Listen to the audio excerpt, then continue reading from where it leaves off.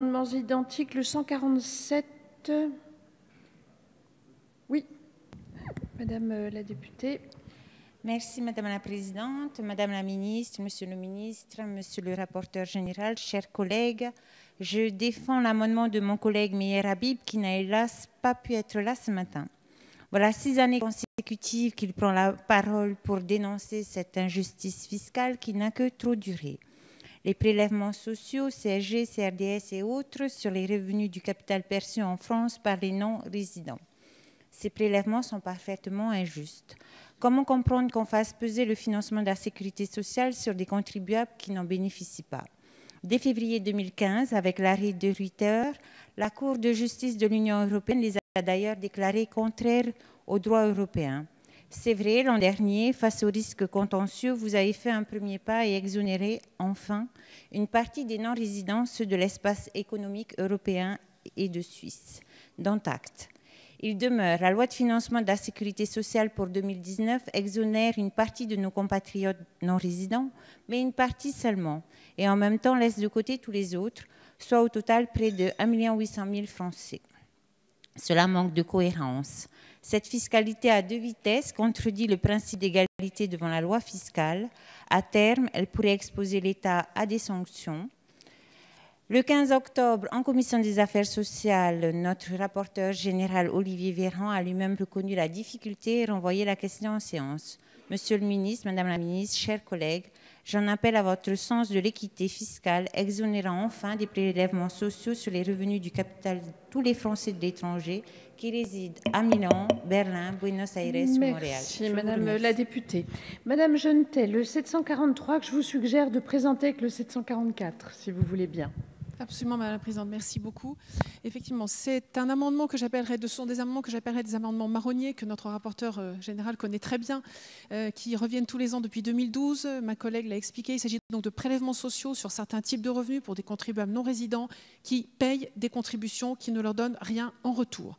L'année dernière, comme ça a été rappelé, un progrès a été fait, ceux de l'espace économique européen sont exemptés de ces prélèvements, tout simplement parce qu'ils payent dans leur pays de résidence. Hors de l'Union européenne, leur problème reste entier. Ils continuent à cotiser sans bénéficier de quoi que ce soit. Alors maintenant, on a donc une rupture d'égalité devant l'impôt basée uniquement sur le lieu de résidence, ce qui pose quand même question. Et je voudrais attirer l'attention sur le point précis. En 2015, l'État français a dû faire marche arrière sur une rupture d'égalité devant l'impôt liée au lieu de résidence. Il s'agissait de l'impôt sur le revenu des non-résidents. Les hors Union européenne étaient taxés à 33%, en Union européenne à 19%. L'État français a dû aligner tout le monde à 19%. Donc je voudrais mettre en garde ici, il me semble urgent de répondre à cette demande, de cesser cette rupture d'égalité devant l'impôt et de donner cette exonération également pour ceux qui sont hors de l'espace européen. Le montant est faible, c'est 28 millions d'euros. C'est un montant faible. J'entends aussi que l'État a un budget sous contrainte. Je comprends très bien, mais je voulais quand même souligner cette rupture d'égalité devant l'impôt. Merci, Madame la députée. Monsieur le rapporteur général. L'année dernière, nous avions eu un amendement déposé par le gouvernement en séance qui visait à exonérer de CSG le patrimoine des résidents étrangers au sein de l'Union européenne. C'était pour faire suite à la procédure dite de Ruyter, laissant ainsi les seuls Français de l'étranger hors Union européenne continuer de s'affranchir de CSG, CRDS sur les patrimoines qu'ils ont en France. C'est une question effectivement complexe et qu'on commence tous à maîtriser. C'est un peu comme les moniteurs de ski ou d'autres sujets qu'on va arriver chaque année. Il y a des... Oh, bon, ça, je vous fais confiance, on verra encore l'année prochaine, vous trouverez autre chose. On verra. Les Français de l'étranger sont concernés par cette proposition, mais il y a aussi les étrangers de l'étranger qui ont des biens immobiliers en France qui seraient concernés et qui, du coup, ne seraient plus soumis à la CSG et la CRDS sur patrimoine. Vous m'avez fait part, Madame Genetet et Monsieur Lescure et d'autres parlementaires qui sont très mobilisés sur ces questions en faveur des Français de l'étranger hors Union européenne, des difficultés rencontrées par un certain nombre de résidents et des difficultés qui se cumulaient à la réforme de l'impôt prélevé à la source pour les Français de l'étranger. Je crois que vous avez obtenu de ce point de vue-là un satisfecit de la part du gouvernement, puisque je crois que la réforme a été différée d'un an, mais je vais peut-être laisser le ministre répondre. Vous rappelez que la Commission aux affaires sociales a donné un avis défavorable et je passe la parole sans tarder au ministre. Merci, Monsieur le rapporteur général. Monsieur le ministre, Le rapporteur général a déjà quasiment tout dit, donc je ne vais que le redire moins bien, évidemment. Effectivement, il y a alors sur les différents amendements, d'abord sur un amendement qui est rétroactif depuis 2012, des problématiques de diverses natures. Sur celui qui est rétroactif depuis 2012, au-delà des questions de principe, il y a un petit problème budgétaire, puisque son impact serait probablement de plusieurs milliards d'euros, ce qui compliquerait significativement la tenue de ces débats. Au-delà de ça, comme le rapporteur général a eu l'occasion de le dire, il y a déjà effectivement une prise en compte qui n'est probablement pas la fin de l'histoire, mais de la situation des Français de l'étranger qui a été pris avec cet engagement de Gérald Darmanin de faire un moratoire sur la forme de l'impôt sur le revenu en discussion avec le Parlement. Moratoire qui pour l'instant, qui est effectivement d'un an, donc je confirme ce qu'a dit Olivier Véran, oui exactement, Olivier Véran, ce qui est toujours votre nom. Mais par ailleurs, effectivement, on a un problème de principe sur ces revenus de la CSG, puisque ça reviendrait à exonérer effectivement les Français vivant hors de l'Union européenne, puisque la situation de ceux vivant dans l'Union européenne a été réglée en LFSS de l'année dernière.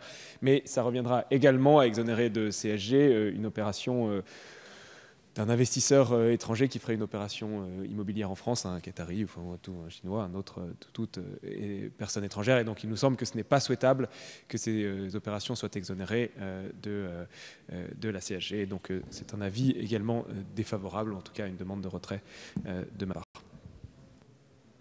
Merci, Monsieur le Ministre. Donc Ah oui, Madame Genetet.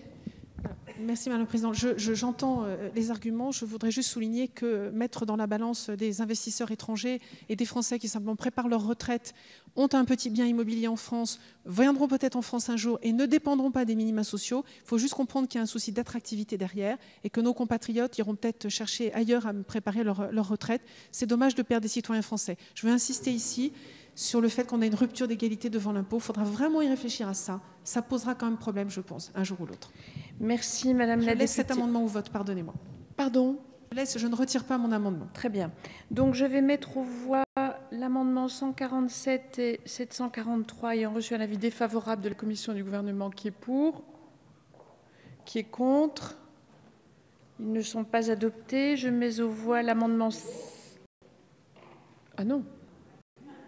Ah non, non, non. Bien tenté, mais... Non, non, tout le monde n'a pas voté, en effet, mais les votes étaient... Voilà. Alors, le 744 ayant reçu un avis défavorable, qui est pour ? Qui est contre ? Il n'est pas adopté.